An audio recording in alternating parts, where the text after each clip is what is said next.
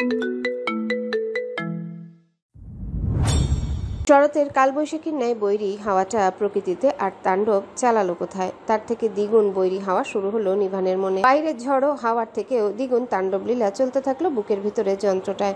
ছটফটিয়ে উঠল মন। মা এসব বলছেটা কি? বাহিরের এই বৈরী ঘোর অমাবস্যার নেই অন্ধকারাচ্ছন্ন অবস্থা, ঝুম বৃষ্টি, তার মধ্যে মেয়েটা এখনো বাড়িতে ফেরেনি। আর সেই কথাটা মা এখন তাকে বলছে। আশ্চর্য! ওপাশ থেকে অনবরত অপরাধী গলায় এটা ওটা বলতেই থাকলেন নিহারিকা বেগম। সেসব যেন কানের ভিতরে গেলেও মন স্পর্শ করলো না। ফোন কেটে দিল নিভান। সেকেন্ড দেরি করলো না, দ্রুত পায়ে অফিস কক্ষ থেকে বের হলো সে। আশেপাশে কোথায় কে আছে খেয়াল করলো না। বড় বড় পা ফেলে কিছুটা হন্তদন্ত হয়ে ব্যতিব্যস্ত পায় সামনে এগুলো। পথিমধ্যে দেখা হলো মৃদুলের সাথে। মিটিং রুমে ক্লায়েন্টে বসিয়ে সে আসছিল নিভানের সাথে দেখা করতে। আজ একটা বিশেষ কনফারেন্স আছে, বড় একটা ডিলও সাবমিট করতে হবে। সেসব তদারকি করে স্যারকে জানাতে আসছিল। পথিমধ্যে নিভানকে ব্যতিব্যস্ত হয়ে বের হতে দেখে নিজেই দাঁড়িয়ে পড়ল। নিভানের গম্ভীর মুখাভাবের প্রকাশভঙ্গি অদ্ভুত ঠেকলেও দুজনেই সামনাসামনি হতে মৃদুল বলল, স্যার, কনফারেন্স রুমে আপাতত সব কমপ্লিট, ক্লায়েন্টরাও এসে গেছে, আপনি গেলেই কনফারেন্স শুরু হবে। তবুও থামল না নিভান। আজ ডিলটা বিদেশি ব্যবসায়ীদের সাথে নিজেদের কোম্পানির বিভিন্ন রকম প্রজেক্ট শেয়ার নিয়ে বিদেশিরা তাদের নিজেদের দেশে ব্যবসা করতে চান। জেএসডি এর বিভিন্ন প্রোডাক্ট দেশে ছাড়াও বাহিরের দেশে নামডাক রয়েছে, চলেও প্রচুর, যার কারণ ভিত্তিক বিভিন্ন দেশের ব্যবসায়ীদের সাথে যুক্ত আছে তারা। আজ সেরকমই আরও একটা বিদেশি ব্যবসায়ীর সাথে চুক্তিবদ্ধ হওয়ার কথা। ডিলটা ইম্পর্টেন্ট। এই বৈরী আবহাওয়া উপেক্ষা করেও ওনারা হাজির। তবে সেসব এখন আর তার মাথায় ঘুরছে না। কৌড়ির থেকে সেই ইম্পর্টেন্ট ডিলটাকে কিছুতেই গুরুত্ব দিতে পারছে না, মূলত দিতে চাইছে না নিভান। তাতে যা হয় হোক। সামনে এগোতে এগোতে সে বলল, আর ছোট চাচুকে সামলিয়ে নিতে বলুন, না পারলে আপনি সামলে নিন। বিস্মিত হলো কথা কাজে অনড় থাকা স্যারের অদ্ভুত কথাগুলো শুনে। এমন তো কখনোই হয়নি, আজ হঠাৎ কি হলো স্যারের? ভাবনার সাথে সাথে নিভানের পিছু নিল সে। বলল, আজকের কনফারেন্স কতটা গুরুত্বপূর্ণ সেটা তো আপনি জানেনই, আর সেখানে আপনার ভূমিকাও আছে বেশ গুরুত্বপূর্ণ, থাকাটা খুবই জরুরি, এটাও তো আপনার জানা। আপনি ছাড়া যে ডিলটি ক্যান্সেল হয়ে যেতে পারে সেটাও তো আপনি জানেন। ওই ক্যান্সেল করে দিন, এই ডিলটা থেকেও সে বিশেষ গুরুত্বপূর্ণ। নিভানের মুখের কথাগুলো আশ্চর্যের থেকেও আশ্চর্য লাগলো মৃদুলের কাছে। ডিলের থেকেও সে ইম্পর্টেন্ট মানেটা কি? কে সে? থমকালো মৃদুল। তবে স্যারের মুখের উপরে জিজ্ঞেস করা তো তার সাজে না, তাই বলল, স্যার, এনি প্রবলেম? নো। এই পর্যায়ে এসে আর কথা বাড়ানো উচিত নয়। নিজের সীমা জানে মৃদুল। তবুও মন কৌতূহলী হয়ে উঠল। তার দেখা এতদিনের মানুষটার সাথে আজকের মানুষটার এত অমিল। মন মানল না, কৌতূহলী করে তুলল তাকে। নিভানের পিছু হাঁটতে হাঁটতে বলল, বাইরে এই খারাপ পরিস্থিতি, এই পরিস্থিতিতে বাইরে বের হওয়াটা কি ঠিক হবে বলে মনে হচ্ছে না স্যার। যতই ইম্পর্ট্যান্ট বিষয় হোক না কেন, আপনার এখান থেকে বের হওয়া উচিত হবে না। লিফটের দোরগোড়ায় এসে থামলো নিভান। মৃদুলের দিকে শীতল দৃষ্টিতে চাইল। এই ছেলে যদি জানতো তার ভিতরের পরিস্থিতিটা সম্পর্কে, কৌড়ি কোথায় আছে, কিভাবে আছে, সর্বোপরি ঠিক আছে কিনা, এসব ভেবে তার ভিতরে কি অবস্থা হচ্ছে, হয়তো এগুলো বলার সাহস দেখাতো না। এমনিতেই মৃদুলকে এত কথা বলতে দেখে নিজেই বিরক্ত হলো। এত কথা তো বলে না ছেলেটা, নিজের সীমার মধ্যে থেকে যেটুকু প্রয়োজন সেটুকুই বলে।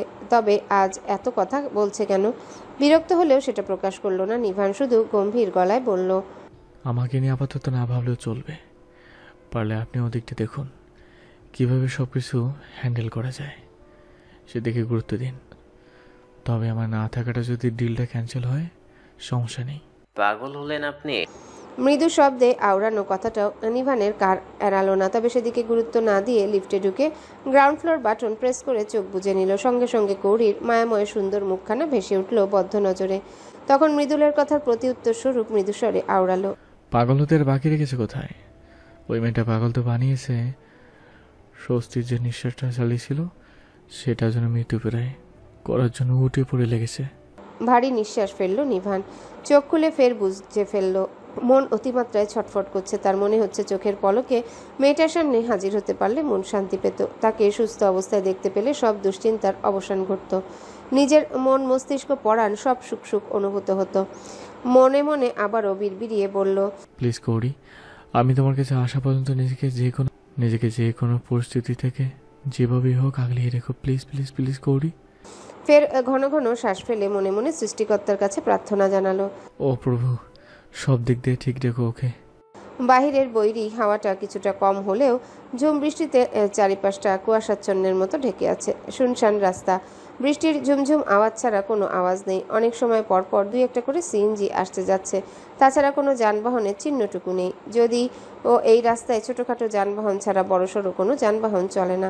রাস্তার ধারের বিভিন্ন দোকানপাটগুলো হয়তো বৈরী এই আবহাওয়ার কারণে বন্ধ হয়ে গিয়েছে। অসময়ে বন্ধ দোকানের কপাটগুলো সেরকম ইঙ্গিত দিচ্ছে। ছোটখাটো শপিং মলগুলো নিস্তব্ধ, মানুষের আনাগোনা নেই বললেই চলে।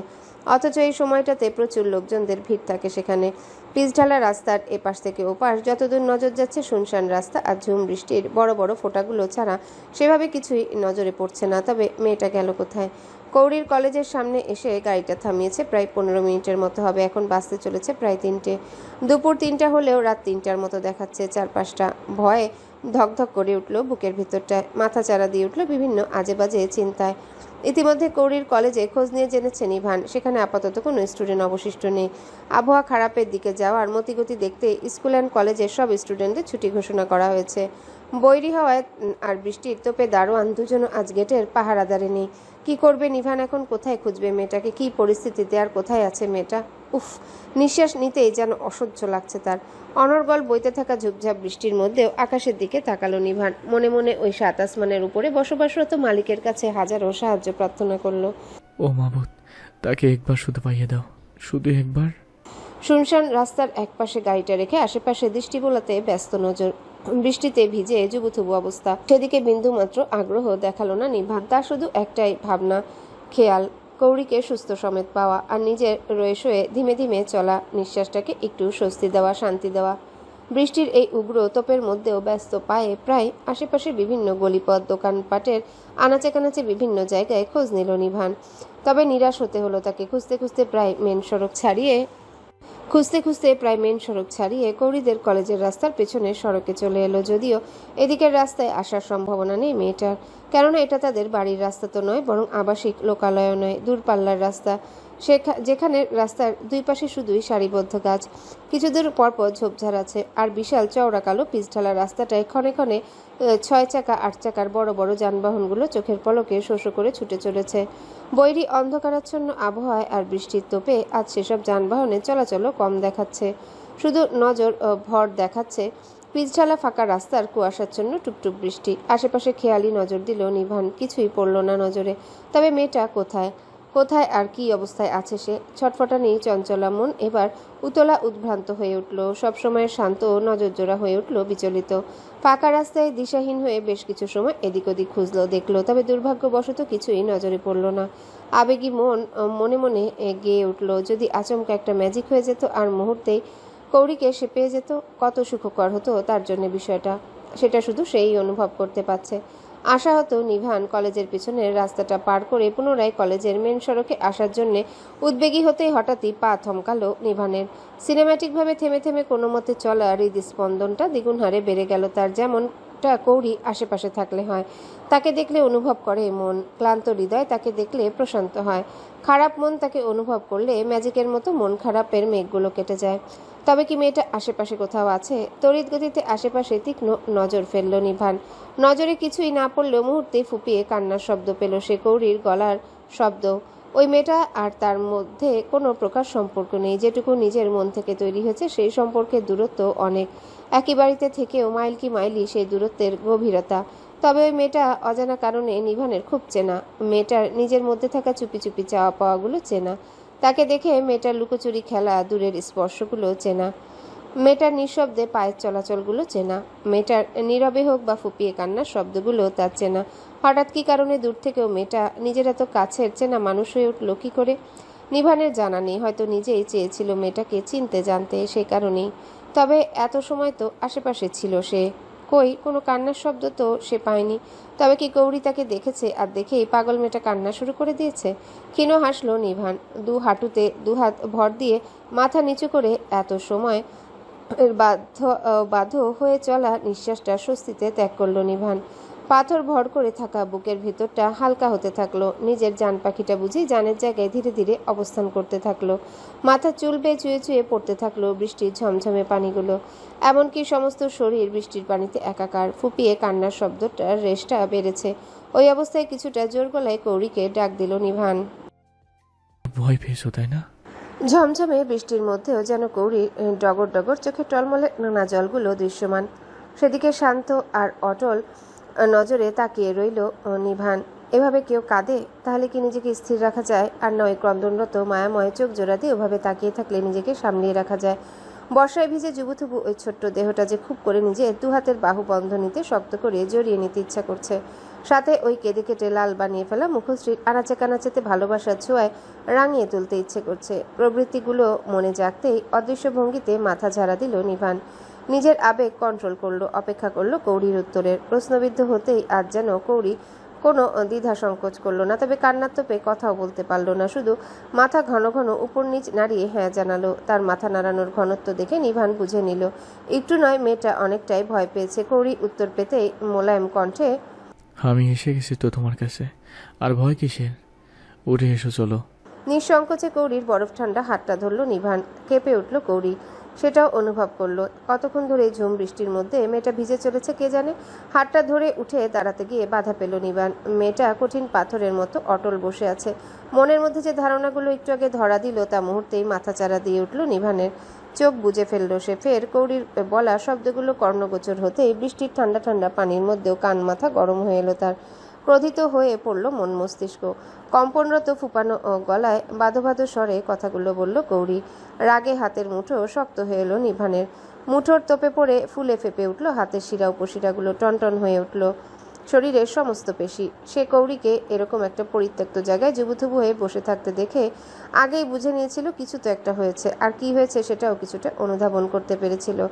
আর সেটাই শুনতে হলো। আবারও জোরে জোরে শ্বাস ফেলে নিজেকে স্বাভাবিক করে নেওয়ার চেষ্টা করলো নিভান। এখন মেয়েটাকে সামলানো দরকার। তারপর সে দেখছে কারো আত্মা ধরে টানাটানি করার ফলটা ঠিক কী রূপ হয়। আর এসব শোনার পরে তাদের আত্মাগুলো কিভাবে টেনে শরীর থেকে বের করতে হয় জানা আছে নিভানের। কৌরির হাত ছেড়ে দিল নিভান। গায়ে ভিজে চুপসে যাওয়া ব্লেজারটা খুলে ফের কৌরির সামনে হাঁটু মুড়ে বসলো। সে অবস্থায় মেয়েটা কলেজে আসে সেই অবস্থায় নেই। সাদা ইউনিফর্ম, হিজাব, বোরখাটায় শুধু বোরখাটা পরা থাকলেও হিজাব নেই গায়ে মাথায়। কৌরিকে বরাবরই দেখেছে মাথায় ওড়না বা স্কার্ফ, হিজাবের সাথেও আলাদা করে ওড়না পরতে। হয়তো সেই ওড়নাটার কথাই বলছে। কৌরির হাত ধরে টেনে ব্লেজারটা গায়ে পরিয়ে দিল নিভান। কৌরি সংকুচিত হলেও কিছু বলল না, শুধু সামনে থাকা মানুষটার থমথমে মুখের দিকে চেয়ে রইল। বৃষ্টির তোপে চেয়ে থাকা মুশকিল হয়ে যাচ্ছে, তবুও চেয়ে থাকার চেষ্টা করলো সে। তার মনে হচ্ছে একটু আগে স্বাভাবিক চোখে মুখের মানুষটার সাথে এখনকার চোখে মুখের মানুষটার মিল নেই। হঠাৎ শ্যামবর্ণ মুখটা থমথমে ভাব, চোয়ালদয় লৌহ কঠিন মুখ, একটু আগে শান্ত বাদামি বর্ণ চোখ জোড়া ছড়িয়ে পড়েছে রক্তিমাভা। এখনো ভয় করছে? খুব আদুরে গলায় জিজ্ঞাসা করলো নিভান। প্রতিউত্তরে কথা বলল না কৌরি, শুধু মাথা নাড়িয়ে না জানালো। সেটা দেখে দীর্ঘশ্বাস ফেলল নিভান। কৌরির কোমল ডান হাতটা নিজের হাতের মুঠোয় নিয়ে ফের বলল, তবে কোনো কারণে আমাকে ভয় পাচ্ছ নাকি তুমি? ফের মাথা দুদিকে নাড়িয়ে না সম্মতি জানালো কৌরি। অশান্ত মনে শান্ত চোখে সেটা দেখল নিভান। মেয়েটাকে তার দিকে অটল নজরে তাকিয়ে থাকতে দেখে মনে হলো মেয়েটা এভাবে তাকিয়ে আছে কেন? কোনো কারণে আবার তাকে ভয় পাচ্ছে না তো? বিধায় কথাটা জিজ্ঞাসা করলো নিভান। উঠে দাঁড়ালো সে, কৌরিকে বলল, উঠো, চলো। দাঁড়িয়ে পড়ল কৌরি। ঠান্ডায় হাত পা সব অচল হয়ে যাওয়ার মতো অবস্থা। উঠতে গিয়ে শরীরটা কেমন অচল অনুভব হলো। হেলে পড়ে যেতে নিলেই নিভান তাকে দুহাত দিয়ে আঁকড়ে ধরল। ফের নিজেই সোজা হয়ে দাঁড়ালো কৌরি। পাশে ফেলে থাকা ব্যাগটা নিতে গেলেই বাধা দিল নিভান। অন্য হাতে সেটা তুলে নিল। আবারও কৌরির ডান হাতটা নিজের শক্ত হাতের মুঠোয় নিয়ে বড় বড় পায়ে গাড়ির দিকে এগিয়ে গেল। মেয়েটার শরীর কম্পনরত, হয়তো অতিরিক্ত ভেজার ফলে, আর মনের শঙ্কায় এই অবস্থা। ভিজে অবস্থায় দুজন গাড়িতে গিয়ে বসলো। গাড়িটা বাড়ির পথ ধরতে স্বাভাবিক গলায় জিজ্ঞাসা করলো, অতিরিক্ত বৃষ্টির পানিতে ভেজার কারণে ফর্সা মুখটা এমনিতেই ফ্যাকাশে বর্ণ ধারণ করেছে। নিভানের মুখে হঠাৎ এমন কথা শুনতেই মুখটা আরও ফ্যাকাশে বর্ণ হয়ে গেল। মনে পড়ে গেল সেই বিভৎস সময়ের কথা। আবহাওয়া খারাপের কারণে যখন কলেজ টাইম পার করার আগে ছুটি ঘোষণা করা হলো, তখন সে কিছু নোটস নিজের খাতায় কালেক্ট করতে ব্যস্ত ছিল। তারা কিছু মেয়ে বাদে অধিকাংশ মেয়েরা তখন কলেজ থেকে বেরিয়ে বাড়ির পথে রওনা দিয়েছিল। অল্প সময়ের মধ্যে সংক্ষেপে নোটসগুলো কোনো মতে কালেক্ট করে কলেজের বাইরে বের হতেই ঝড়ের আনাগোনা শুরু। কৌরি মনে করেছিল সিএনজি পেলে আর তো কোনো সমস্যা নেই, তবে খালি সিএনজি পাওয়া মুশকিল হয়ে যাচ্ছিল। পরিচিত দু একজন বান্ধবী যারা তার সাথে দাঁড়িয়েছিল তাদের বাড়ির উল্টো পথে আর আশেপাশে হওয়ায় তারা দ্রুত হেঁটে চলে গিয়েছিল। ঝড়ের সাথে সাথে যখন বৃষ্টির আনাগোনা শুরু হলো, বিপদের আশঙ্কায় কৌরিও কলেজে সড়ক রেখে সামনের সড়কের দিকে হাঁটা দিল। যদি ওখান থেকে দ্রুত খালি সিএনজি বা রিক্সা পায়, সে পর্যন্ত যাওয়ার আগেই আকাশ ভেঙে ঝুমঝুমিয়ে বৃষ্টি নামতে দেখে একটা টং দোকানের ভিতরে আশ্রয় নিতে হলো তাকে। অতিমাত্রায় বৃষ্টির তোপে দোকানদারও তখন দোকানের ঝাঁপ লাগিয়ে দিয়েছে। তখনও ছাউনির নিচে একা দাঁড়িয়ে সিএনজির অপেক্ষা করছিল কৌরি। কিছু সময় বাদে হঠাৎ দেখলো তিনটা ছেলে তার পাশে ছাউনির নিচে এসে দাঁড়িয়েছে। গায়ে মাথায় বৃষ্টির পানি লাগায় সেগুলো ঝাড়ছে মুছছে। ছেলেগুলোকে এর আগে দেখেছে কৌরি। কলেজ থেকে মেয়েরা বের হলেই উল্টোপাল্টা গান ধরে, অভদ্রের মতো শীষ বাজায়। কলেজের এই রাস্তায় দাঁড়িয়ে যেখানে সেখানে আড্ডাবাজি করা, প্রতিনিয়ত এসবই কাজ ওদের। তাদের চেহারায় প্রকাশ পায় এরা অভদ্র, বখাটে আর নেশাখোর। রাস্তা তখন শুনশান। বাতাসের প্রকোপ আর ঝুম বৃষ্টির আনাগোনা, ভয়ে শঙ্কায় কলিজা শুকিয়ে কাঠ হয়ে যাওয়ার মতো অবস্থা। ইতিমধ্যে ছেলেগুলো তাকে ইঙ্গিত করে উল্টাপাল্টা বাক্য ছোড়া শুরু করে দিয়েছে। সাথে সিগারেটের বাজে দুর্গন্ধ তো আছেই। দাঁড়িয়ে থাকা মুশকিল হয়ে যাচ্ছিল। প্রাণ যায় যায় অবস্থা কৌরির। নিজের সাথে তখন বাজে কিছু ঘটতে পারে ভেবে সেই ঘন বৃষ্টির মধ্যেও রাস্তায় বেরিয়ে পড়েছিল কৌরি। আর তখনই ঘটল বিপত্তি। একটা ছেলে তার গায়ের ওড়নাটা পিছন থেকে টেনে ধরলো। বোরখার সাথে ওড়নাটা পিন আপ না করে থাকায় মুহূর্তে সেটা ওদের হাতের মুঠোয় চলে গেল। ভয়ে শঙ্কায় থরথরিয়ে কেঁপে চলছিল কৌরি। কি করবে ভেবে উঠতে পারছিল না। রাস্তা শুনশান, আশেপাশের দোকানপাটগুলো বন্ধ। চিৎকার চেঁচামেচি আর ছেলেগুলোর অসভ্যতামির বিরুদ্ধে প্রতিবাদ করেও তো কোনো লাভ হবে না। বিধায় ভয় শঙ্কা নিয়ে আবারও সামনে এগুতে গেলে তার মাথার মুড়ানো হিজাবটাতে টান অনুভব করলো। ভয়ে কেঁদে ফেলেছিল কৌরি। তবে ভয়ের সাথে সাথে এবার রাক্ষোভও হয়েছিল প্রচুর। পরিস্থিতি বুঝেও রাক্ষোভ নিয়ন্ত্রণ না করতে পেরে পিছনে ফিরে জোর গলায় প্রতিবাদও করেছিল। আপনারা কেন আমার সাথে অসভ্যতম করছেন? রাস্তায় মেয়েদের বিরক্ত করার আগে ঘরে মা বোনদের কথা মনে পড়ে না আপনাদের?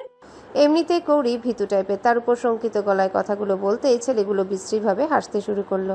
ফের লালসিত গলায় বলল, মনে পড়ে তো মা বোনদের কথা, কিন্তু রাস্তায় সব মেয়েকে যদি মার বোন ভাবি তবে বউ বাবু কত সুন্দরী।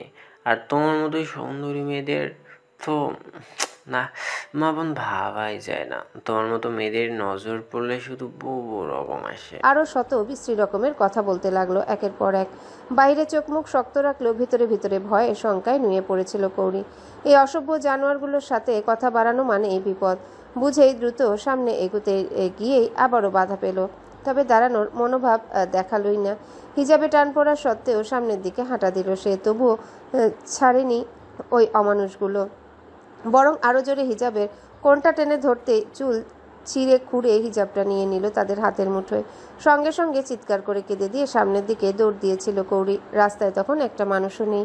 ঝড় আর বৃষ্টির প্রকোপ দ্বিগুণ। তখন চারপাশটা কেমন অন্ধকার। পেছন থেকে ছেলেগুলো ছুটে আসছে দেখেই দিশেহারার মতো যেদিকে নজর গেছে সেদিকে ছুটে গিয়েছে কৌরি।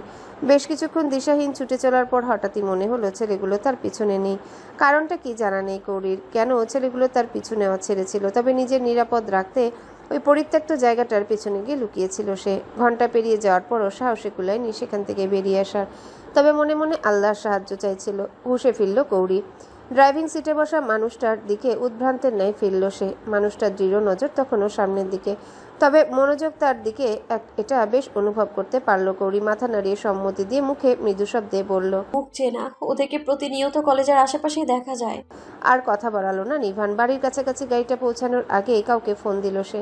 ওপাশ থেকে কলটা রিসিভ হতেই গম্ভীর গলায় বলল, মান্য একটা ওড়না নিয়ে বাড়ির বাইরে হাই। ওপাশ থেকে মুখে হাত চেপে হতভম্ব দাঁড়িয়ে আছে মান্যতা। কৌরি বাড়িতে না আসাতে সেও ছটফট করেছে। বাড়ির অধিকাংশ লোকই এখনো জানে না কৌরি বাড়িতে ফেরেনি।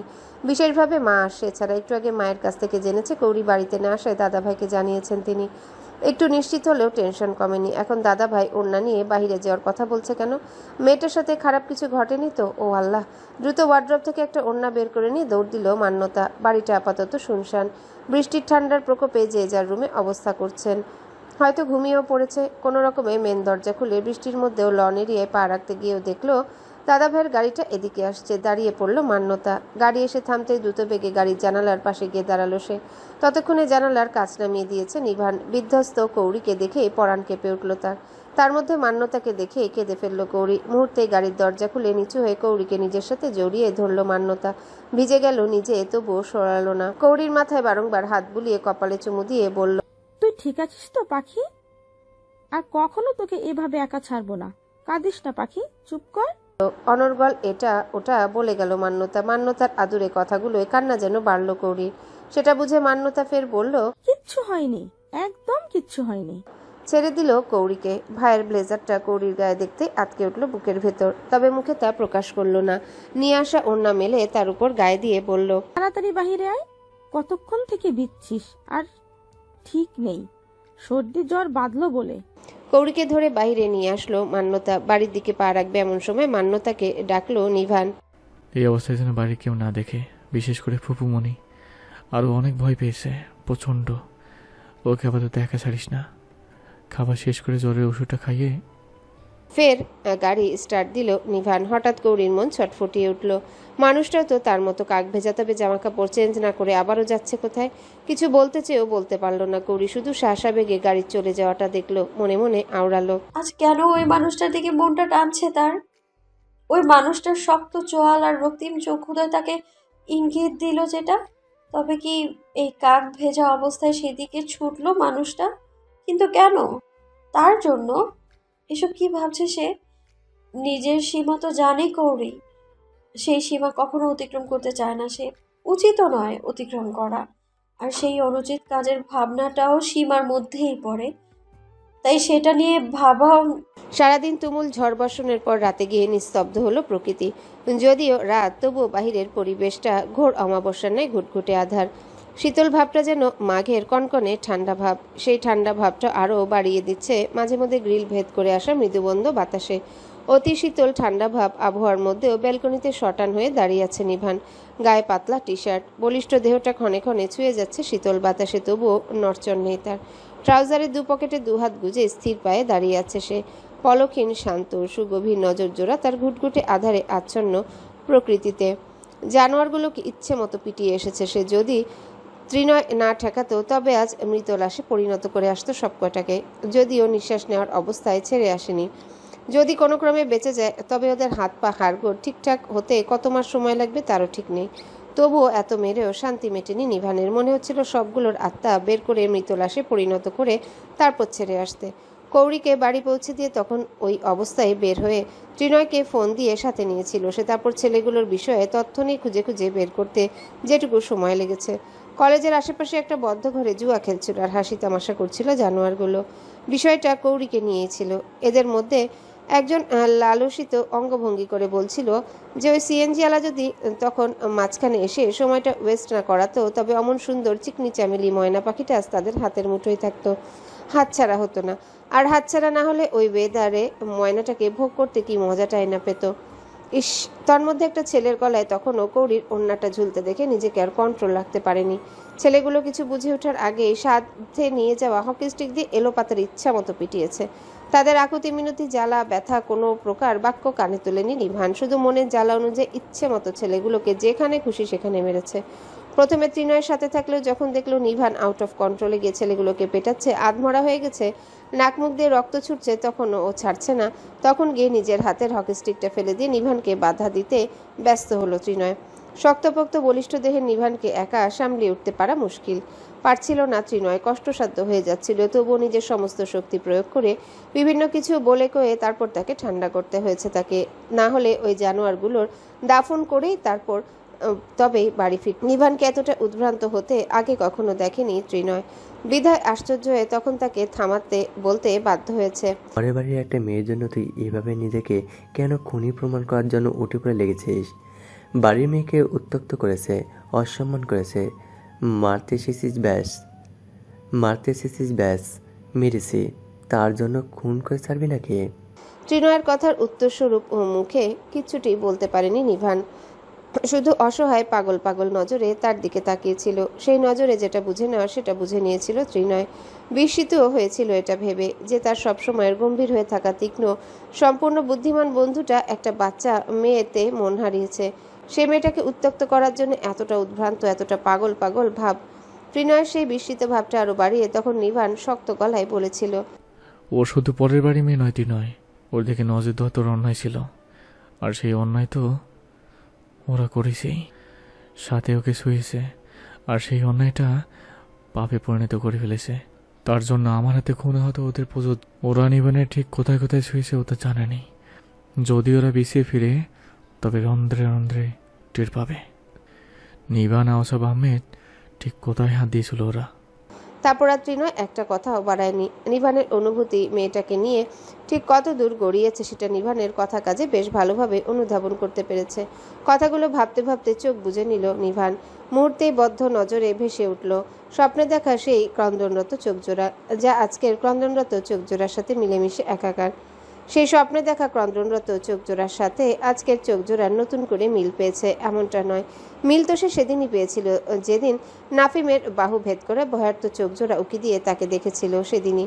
তবে সে বিষয়ে অবুঝ শিশুটি হতে চেয়েছিল, সে পারল কোথায়। বরং সেসব স্মৃতি তার হৃদয়ে মস্তিষ্কে জোকের মতো জেঁকে ধরে বসে আছে। স্মৃতিকে মধুরতা করতে শীতল একদল বাতাস তখন সঙ্গী হয়ে ছুঁয়ে দিল তাকে।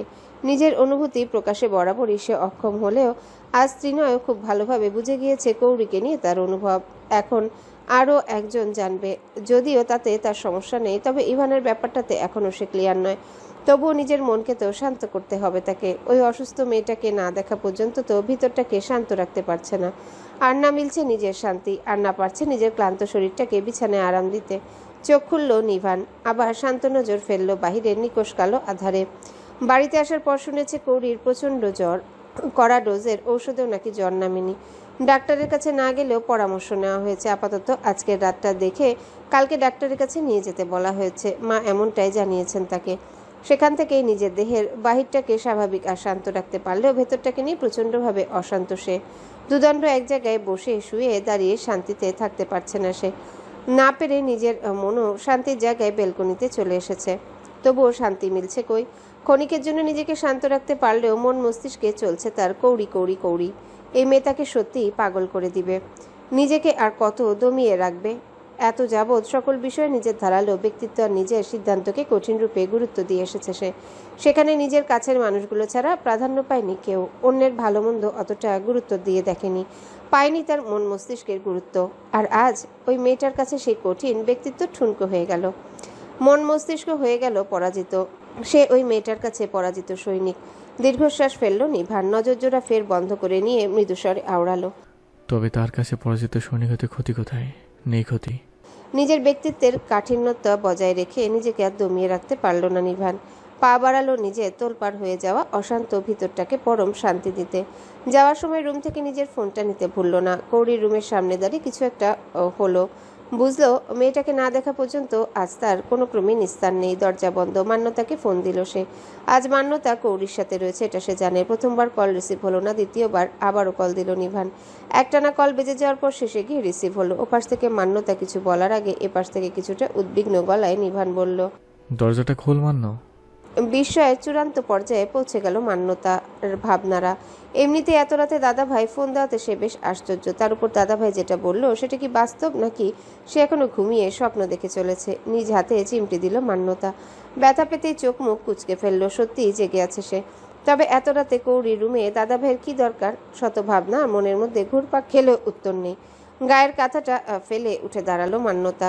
দরজা খুলতেই তার দেখে আসা এ যাবৎকালের উল্টো মানুষটাকে দেখল সে। এরকম উদ্ভ্রান্ত চেহারা, অসহায় নজর এর আগে কখনোই মানুষটার মধ্যে লক্ষ্য করেছে বলে মনে হয় না মান্যতার। অবাক হয়ে শুধু সামনে দাঁড়ানো মানুষটার মুখের দিকে তাকিয়ে রইল সে। সামনে দাঁড়ানো মানুষটাও বুঝি ছোট বোনটার চাহনিতে একটু অপ্রস্তুত হলো। তবুও অন্তরের অশান্ততায় মুখ তাকে খুলতেই হলো। আমি ভেতরে যেতে চাই মান্য।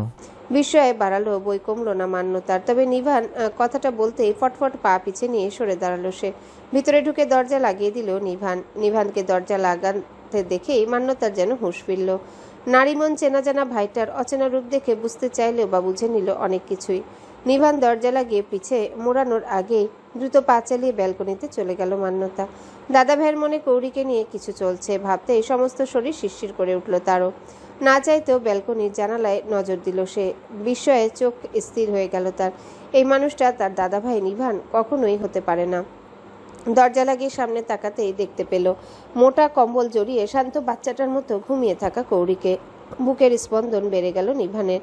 পৃথিবীর সব সুখ মনে হয় ওই মুখে লেপ্টে আছে, না হলে তার অশান্ত মনটা মুহূর্তে শান্ত হয়ে গেল কি করে। নিষ্পলক মুগ্ধ নজরে এগিয়ে গিয়ে কৌরির পাশের বেডটায় বসলো। নিঃসংকোচে তার রুক্ষ ডান হাতটা ছুলো কৌরির কপাল। প্রচুর জ্বর মেটার, হয়তো এ কারণে এরকম বেহুশ হয়ে ঘুমাচ্ছে। নিথর দেহে পড়ে আছে। হাত সরিয়ে নিল নিভান। কৌরির জ্বরে মলিন হয়ে থাকা মুখটা দেখে খুব করে একটা ইচ্ছা জাগলো মনে। কৌরি নিষ্পাপ মুখটা যেন বাধ্য করলো সেই ইচ্ছাটাকে প্রশ্রয় দিতে। মাথা নিচু করে নিজের ওষ্ঠ ছোঁয়ালো কৌরির তপ্ত কপালে। জ্বরের ঘোরেও কেঁপে উঠল কৌরি। নড়ে চড়ে ফের শান্ত বাচ্চাটি হয়ে গেল। ঠোঁট ছোঁয়ানো অবস্থায় মৃদু হাসলো নিভান। ভীষণ আদরপ্রিয় মেয়েটা, না হলে অজানা অচেনা এক পুরুষ তাকে ছুলো আর সে শান্ত বাচ্চাটার মতো আদর উপভোগ করলো। পরক্ষণে মনে পড়লো মেয়েটা তো জ্বরের ঘোরে বেহুশ হয়ে আছে। কি তার এই ছোঁয়াটা মেনে নিত? কখনোই নিত না। ঠোঁট সরালো নিভান। এভাবে ছুতে চায়নি সে কৌরিকে, কিন্তু নিজের মনকে যে কিছুতেই মানাতে পারছিল না। ঘুমন্ত কৌরির মুখের দিকে নিষ্প্রভ নজরে তাকিয়ে মৃদু স্বরে বলল, আজ একজন পুরুষ তার অশান্ত মনকে শান্ত করার জন্য তোমাকে তার ছোঁয়ায় কলঙ্কিত করে রাখলো। যদি তুমি আমার না হও, তবে তোমার অজান্ত একজন পুরুষের ছোঁয়ায় তুমি কলঙ্কিনী হয়ে থাকলে। আর সময় ব্যয় করলো না নিভান। যদি মেয়েটা একান্ত তার হতো, তবে অসুস্থ মেয়েটাকে বেডে ওরকম নিথর দেহে পড়ে থাকতে দিত না, কখনোই দিত না। কত কিছু ভুলভাল ভাবনা মনে এলো নিভানের। আর প্রশ্রয় দিতে চাইলো না। যদি কখনো প্রশ্রয় দেওয়ার সুযোগ আসে, তবে ওই মেয়েটাকে সব কিছু দিয়ে আগলে রাখবে, নিজের সর্বস্ব দিয়ে ভালোবাসবে। হ্যাঁ, নিভান ভালোবাসবে তাকে। কাল ইভানের সাথে কথা বলা খুব প্রয়োজন, তার খুব প্রয়োজন।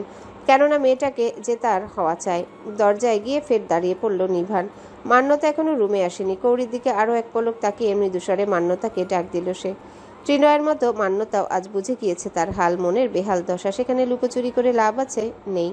আর এমনিতেই লুকোচুরি সে করতেও চায় না। তার ধারণা মান্যতা তার মনের দশা জানার সাথে সাথে একটু আগে কৌরির সাথে ঘটা নিজের আবেগ ঘন ঘটনাটা দেখেছে। মান্যতা রুমে আসতে নিভান বলল, আমি এসেছিলাম আর ওকে ছুঁয়েছি, ও যেন বিষয়টা না জানে। মান্যতার আশ্চর্যতা হয়তো এখনো কাটেনি। সে সামনের মানুষটাকে এখনো ভুল দেখছে বলে তার মনে হলো। সে আশ্চর্যতা বহাল রেখে মাথা উপর নিচ করে সম্মতি জানালো। সেটা দেখে দীর্ঘশ্বাস ফেলে নিভান চলে গেল। বোনটা যে তার কর্মকাণ্ডে ভীষণ আশ্চর্যতা হয়েছে, এটা মান্যতার চেহারায় প্রকাশ পেয়ে দীর্ঘশ্বাস ফেলেছে সে। এরা যে কেন তাকে স্বাভাবিকভাবে নেয় না বা নিতে পারে না বুঝে আসে না নিভানের। না হয় সে সবার সাথে খোলামেলা মিশতে পারে না, বেশি বেশি কথা বলতে পারে না। তাই বলি কি সে সবার মতো সাধারণ একজন মানুষ নয়? কথা কম বললে, মানুষের সাথে না মিশলে কেউ আশ্চর্য মানুষ হয়ে যায় কি করে, এটাও বুঝে আসে না তার। কোথায় গিয়েছিলি নিভান? চেনা কণ্ঠ শুনে মনে মনে মৃদুমন্দ হাসলো নিভান। ফের বলল, আমাকে প্রশ্ন করার তুই কে? যেখানে বাড়ির বড় কথা আমাকে প্রশ্ন করার সাহস করে না, স্পর্ধা দেখায় না, সেখানে তুই কে? নিভানের কথাগুলোই কষ্ট পেলেও কথাগুলো উপেক্ষা করে দিবা বলল। কৌরির কাছে গিয়েছিলি তাই না? বিরক্ত হলো নিভান, গম্ভীর গলায় বলল, তাতে তোর সমস্যা কোথায়? তোর তো সমস্যা হওয়ার কথা না। আর ইদানিং আমি কোথায় যাচ্ছি, কি করছি, কি না করছি গোয়েন্দাগিরি করছিস। তবে পরামর্শ দিচ্ছি, আমার পিছনে গোয়েন্দাগিরি না করে নিজের বরের পিছনে কর, কাজে দেবে। উপরন্ত সংসারটা টিকে যাবে। চলে যাওয়ার জন্য পা বাড়ালো নিভান। সামনে এগুলেও ও কদম পিছন থেকে দিবা ফের বলল, যদি কৌরিও আমার মতো অন্যায় করে তখন কি করবি? থমকালো নিভান। থমকে গেল বুকের ভেতরে চলার হৃদস্পন্দন। রাগে চোয়াল দয় কঠিন হয়ে এলো তার। তবে তার নিজের রাগটাও যে অপাত্রে দান করতে চায় না। সে দুহাতে মুঠো শক্ত করে নিজের রাগটা নিয়ন্ত্রণ করার চেষ্টা করলো। সময় নিয়ে পিছে ফিরে দিবার দিকে ফের দু কদম পা বাড়ালো। দিবাও একটু ভড়কে গেল, যেটা তার সুন্দর চোখে মুখে প্রকাশ পেল। সেটা দেখে মৃদু হেসে তাচ্ছিল্যের সুরে নিভান বলল, তবে তোর মতো নিচু মানসিকতা বা লোভী প্রকৃতির মেয়ে নয়। আর যদি ও হয়ে থাকে তবে কৌড়ি মানে 7 খুন নয়, সহস্র খুন মাপ, বুঝলি?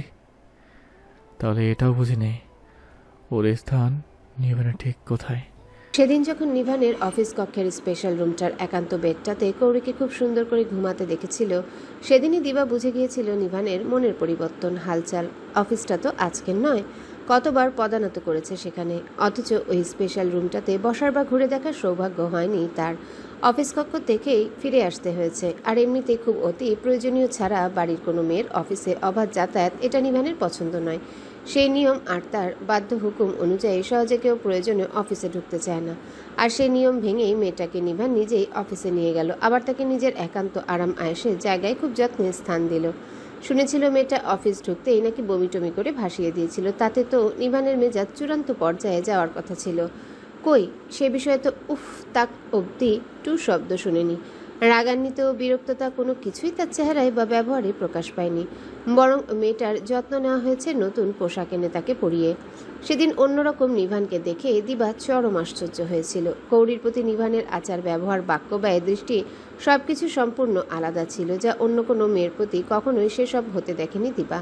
সবসময় কম কথা বলা গম্ভীর একটা ছেলে, ছোটবেলা থেকে নিভানকে এরকমটা দেখে এসেছে দিবা।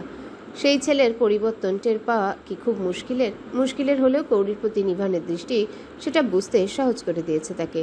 সেদিন যখন কৌরিকে নিয়ে আসার জন্য অফিস থেকে বের হচ্ছিল সবাই, নিভানের শান্ত আর নিষ্পলক নজর ছিল কৌরির সদ্য ঘুমে ওঠা ক্লান্ত মুখশ্রীতে। এটা দিবার চতুর নজর খেয়াল করেছিল। তারপর নিচে এসে সবাই যখন গাড়িতে উঠল, দিবার মনে হয়েছিল নিভান অফিসের জানালার পাশে দাঁড়িয়ে আছে, আর তার নজর নির্দিষ্ট সেই মেয়েটার উপর। সত্যি তাই দেখেছিল। উফ, সেটা দেখে ভিতরটা জ্বলে পুড়ে শেষ হয়ে যাচ্ছিল তার। মেয়েটার প্রতিও চরম হিংসা জেগেছিল, কিন্তু কাকে কি বলবে সে? মেয়েটা তো নিজেই বেখবর নিভানের সেই মুগ্ধ আচার ব্যবহার আর অনুভূতির প্রতি। সেই থেকে নিভানের গতিবিধির প্রতি লক্ষ্য রেখেছে দিবা, আর নজরও বিঁধেছে সেই দৃঢ়চিত্তের গম্ভীর নিভানকে। তবে কৌরির বেলায় সে নিভান আলাদা, তার আচার ব্যবহার, দৃষ্টি সবকিছুই আলাদা। এটা মানতে কষ্ট হয় দিবার। কৌরির প্রতি সে ব্যবহারের বিরূপ আচরণ করতে গিয়েও বারবার ফিরে আসে সে। নিজের বিবেক দংশিত হয়, বাধা পায়। যেখানে মেয়েটার কোনো দোষ নেই সেখানে তাকে শাসিয়ে লাভ আছে? উপরন্তু নিভান যদি খুনাক্ষরে টের পায় কৌরির প্রতি দিবার বিরূপ আচরণ, তবে তো সব কিছু নিঃশেষ করে দিতে ছাড়বে না। নিভানকে তার খুব ভালো করেই চেনা। ঠান্ডা স্বভাবের হলেও রাগ, খুব জেদ তার খুব ভয়ঙ্কর। যদিও মায়ের মতো স্বভাব দিবার নয়, যাকে তাকে কারণ ছাড়া উল্টাপাল্টা কথা সে বলতে পারে না, আর না খারাপ আচরণ বর্তাতে পারে। বিবেকহীন তো নয় সে, আর না হতে চায়। তবে কষ্ট হয় যে কারণে সংসার ছাড়তে সংকোচ করেনি, আজ সেই কারণটাই হাতছাড়া। যদিও হাতের নাগালে কখনোই ছিল না, তবুও মনের কোণে আসার নিভু নিভু বাতিটা তো জ্বলছিল। আজ সেই নিভু নিভু বাতিটা দমকা হাওয়ার মতোই ফু দিয়ে নিভিয়ে দিয়ে গেল নিভান নিজেই। দৌড়ে নিজের ঘরে চলে গেল দিবা। ঘুম আসছিল না, তাই হাঁটাহাঁটি করছিল। রুম ছেড়ে সামনের লাগোয়া বারান্দা আসতেই দেখল নিভানকে নিচে যেতে। আর নিভান কোথায় যেতে পারে সেটা আন্দাজ করে নিজেও নিচে এসেছিল সে। কৌরির রুমে ঢুকতে দেখে সেখানে স্থির হয়ে দাঁড়িয়েছিল সে। নিভান বের হতে বেহায়া হয়ে প্রশ্নবিদ্ধ করেছে তাকে, আর যা সে শুনতেই চায়নি সেটাই শুনতে হলো তাকে। নিজের বেডে হেলান দিয়ে ফ্লোরে বসে হু হু করে কেঁদে দিল দিবা। জীবনটা নিজের সিদ্ধান্তহীনতার জন্য আজ এরূপ অবস্থা তার। না পারছে সিয়ামের ভালো মন্দ মেনে নিয়ে তার সাথে মানিয়ে সংসার করতে, আর না পারছে নিভানকে মন থেকে সরাতে। তার কিশোরী বয়সের ভালো লাগা ছিল নিভান। সময়ের সাথে সাথে সেই ভালো লাগা বাড়তে থাকলেও নিভানের থেকে কোনোভাবে প্রশ্রয় পায়নি কখন। একই বাড়িতে বছরের পর বছর থাকা সত্ত্বেও নিয়ম করে দেখা সাক্ষাৎ হলেও সেভাবে কথাই হতো না তার সাথে। শান্তশিষ্ট আর গম্ভীর ছেলেটা সবসময় পড়াশোনা নিয়ে ব্যস্ত থাকতো। সেই শান্তশিষ্ট ছেলেটার জন্য একটা সময় মামি তাকে পছন্দ করলো। তবে নিভানের গম্ভীর আচরণে আর সব সময় নির্লিপ্ত থাকার কারণে তন্মধ্যে সিয়াম তার জীবনে এসে গিয়েছিল। যে তার ভালোবাসা ছিল বা সে সিয়ামকে ভালোবাসতো এমনটাও নয়। মামার বিজনেস পার্টনারের ছেলে ছিল সে। একবার এই বাড়িতে ওনাদের পুরো ফ্যামিলিকে নিমন্ত্রণ করা হয়। সেখানে দিবাকে দেখে পছন্দ করে সিয়াম। নিজে থেকে যোগাযোগ করে নেয় দিবার সাথে। তারপর বিভিন্নভাবে যোগাযোগ, কথাবার্তা আদান প্রদান। সিয়ামের কথাবার্তা, চালচলন, এমনকি হুটহাট তার ভার্সিটির সামনে চলে আসা, কারণে অকারণে ফোন করা, সেসব বুঝিয়ে দিত সিয়াম তাকে পছন্দ করে। এমনকি একদিন হাঁটু কেটে প্রপোজও করে দিল যে সে দিবাকে ভালোবাসে। সেদিন প্রপোজ গ্রহণ করা নিয়ে দোনোমনা করছিল দিবা, কেননা সে তখনও নিভানকে নিয়ে কনফিউশনে ছিল। তবুও কিভাবে কি করে যেন সিয়ামের সাথে জড়িয়ে গেল। আর সেই জড়ানোটাই তার মা কোনোভাবে টের পেয়ে এমন ইন্ধন জুগিয়েছিলেন, পিছু ফিরে তাকানোর কোনো যুক্তিতর্ক বাদ রাখেননি। মা হয়তো নিভানকে নিয়ে তার মনোভাবটা জানতেন, যা ওনার পছন্দ ছিল না। এমনিতেই ছোট থেকে নিভানকে ওনার কখনোই বিশেষ পছন্দ ছিল না। সেখানে নিজের মেয়ের ভালো লাগা অনুভূতিটা তাকে ঘিরে তিনি মানতেই পারছিলেন না। আর যখন সিয়াম এলো মাঝখানে, তখন তো তিনি মানার মতো কারণই খুঁজে পেলেন না। ভালো মন্দ কত কিছু বোঝালেন তাকে।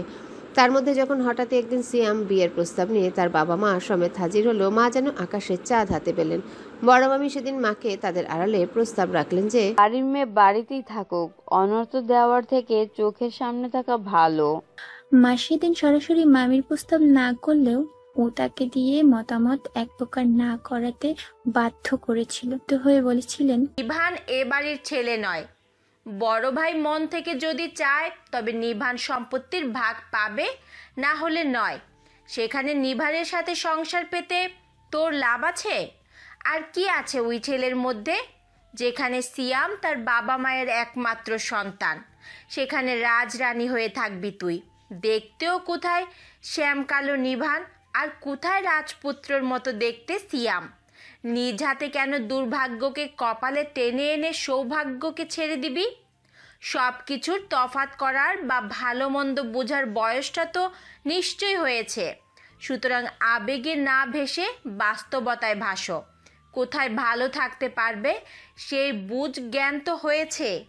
সত্যি কি বয়স হলেও এই জ্ঞানবুঝ তার হয়েছিল? সেদিন মা শুধু বাহিরের চাকচিক্য দেখেছিল, ভেতরটা দেখেনি ছেলের চরিত্র কেমন। সেই চাকচিক্যের মানুষ আর অর্থের মধ্যে ওনার মেয়ে ভালো থাকবেন কি না। দোষ তো শুধু মায়ের একার ছিল না, তারও তো ছিল। না হলে বুঝদার হওয়া সত্ত্বেও খাঁটি হীরা ছেড়ে কাজ কি করে বেছে নিয়েছিলেন সে? কেউ ইন্ধন দিল, আর বুঝে শুনে সেই ইন্ধনের আগুনে ঝাঁপ দেওয়া তো সম্পূর্ণ সেই ইন্ধন জোগানো মানুষটার দোষ নয়। সেখানে বুঝে শুনে সেই ইন্ধনে প্রসৃত হওয়া নিজেরই তো দোষ। আর কোনো বাবা মা কি সত্যি চায় তার সন্তানের অমঙ্গল বা খারাপ? তবে মা কেন বুঝেও বুঝলো না তার মন, তার ভালোটা। সেদিনও তো বাড়িতে আসার পর মামা কি বলল, তার উপরে এসে চোটপাট করলো, কত কথা শোনালো। ছেলেদের নাকি ওরকম একটু একটু চারিত্রিক দোষ থেকেই থাকে, সেটা মানিয়ে গুছিয়ে নিয়ে সংসার করতে হয়। আরও কত কথা, অথচ একবারও জানতে চাইলেন না সে কি চায়, সে সেই মানুষটার সাথে ভালো আছে কিনা। আগেও জানতে চায়নি, আর এখনও জানতে চায় না, বুঝতে চায় না। মায়ের তার জন্যে এই কেমন ভালো চাওয়া ঠিক বুঝে আসে না দিবার। হাঁটু মুড়ে বসা দিবা দু হাঁটুর ফাঁকে মুখ গুজে হু হু করে কেঁদে দিল। জীবন এমন কেন এলোমেলো হয়ে গেল তার? যেভাবে হোক বিয়েটা যখন হয়ে গিয়েছিল, সে মনের ভালো লাগাটুকু ভুলে সিয়ামের সাথে সংসারে মন দিতে চেয়েছিল। সত্যি বলতে সেও তখন বাহিরে চাকচিক্যের মোহে ভুলে গিয়েছিল তার পেছনের ভালো লাগাটা। তবে বিয়ের পর যখন সিয়ামের কাজিন বা বন্ধু বান্ধবের থেকে একটু একটু করে জানতে পারলো তার সাথে বিয়ে হওয়ার আগে সিয়ামের একাধিক মেয়ের সাথে সম্পর্কের কথা, চারিত্রিক বিভিন্ন বিষয়ে সম্পর্কে, তখন একটু একটু করে মন খারাপ হতে থাকলো। সম্পর্কের সুতোয় চির ধরতে শুরু করলো। তখন তার পুনরায় নিভানের কথা মনে হতে থাকলো, যে নিভান কখনো কোনো মেয়ের দিকে অযাচিত কারণে তাকায়নি, অপরিচিত মেয়েদের সাথে সহজে অহেতুক কথা বলতে দেখেনি। গাম্ভীর্য ভাব আর কথা কম বললেও যে ছেলের সব দিক থেকে ছিল পারফেক্ট, যার জন্য দিবার ভালো লাগাটা তৈরি হয়েছিল, সেই ছেলেটাকে ভুলে ক্ষণিকের মোহে পড়ে বিয়ের মতো একটা সিদ্ধান্ত নিয়ে তাতে জড়িয়েও পড়ল। সিয়াম আর নিভানের মধ্যে সব দিকের গুণাবলীর কম্পেয়ার করতে করতে একটা সময় তাদের স্বামী স্ত্রী সম্পর্কের এতটা অবনতি হয়, সেই সম্পর্কে থাকাটা তিক্ততার হয়ে যাচ্ছিল। বিধায় এ বাড়িতে চলে এসেছে। আর আসার পরেও একটা পাকাপোক্ত কারণ ছিল, পুরানো ভালো লাগার মানুষটাকে পুনরায় ফিরে পাওয়া। তবে আর ফিরে পাওয়া হলো কোথায়? মনে যে বাসা বেঁধেছে যে অন্য কেউ, তবে খড়কুটো দিয়ে যেন তেন বাসা নয়, সে যে লোহার খাঁচার মতো পাকাপোক্তভাবে বাসা বেঁধে নিয়েছে সে মনে। জাজ নিভানের কথায় ঢের টের পেয়েছে সে। কান্নার গতি বাড়ল দিবার। যদি সেদিন আগে পিছে না ভেবে মামির সিদ্ধান্তে রাজি হতো সে, তবে নিভানের সে একান্ত মনের জায়গাটা তার হতো। ওই পাগল করা মুগ্ধকর ভালোবাসাটাও শুধু একান্তেই তারই হতো। তবে নিজেই সেই পথ রোধ করে দিয়েছে, সেই পথে যে তার আর স্থান নেই। হঠাৎ ফোনের আওয়াজে কান্নার তীব্রতা কমে গেল দিবার। তবে মাথা তুলল না। সে এত রাতে কে ফোন দিতে পারে সেটাও বেশ অনুধাবন করতে পারল। সেদিকে আর মন দিল না। তবে ফোনের একের পর এক বেজে যাওয়া রিংটোনে বিরক্ত হলো সে, এটাও তার জানা ছিল। সে ফোন না ধরা পর্যন্ত ওই অসভ্যটা কল দেওয়া বন্ধ করবে না। আজ ঝগড়া করার মানসিকতায় নেই তার মন, তাই সে ফোন তুলতে চাচ্ছিল না। কিন্তু না তুলে উপায় আছে। বেড থেকে ফোনটা নিয়ে কল রিসিভ করে কানে তুলল দিবা। ওপাশ থেকে সিয়ামকে তারা বেকা কিছু বলতে না দিয়ে কান্না ভেজা ক্লান্ত গলায় বলল, আমাকে কি একটু শান্তিতে থাকতে দেবে না? তুমি কি চাইছো? কি তুমি আমি মরে যাই এটাই চাইছো? আচ্ছা, মরে গেলে তুমি শান্তি পাবে, ঠিক আছে, তবে তোমাদের শান্তির ব্যবস্থাই করি। ওপাশ থেকে ধমকে উঠল সিয়াম। দিবা।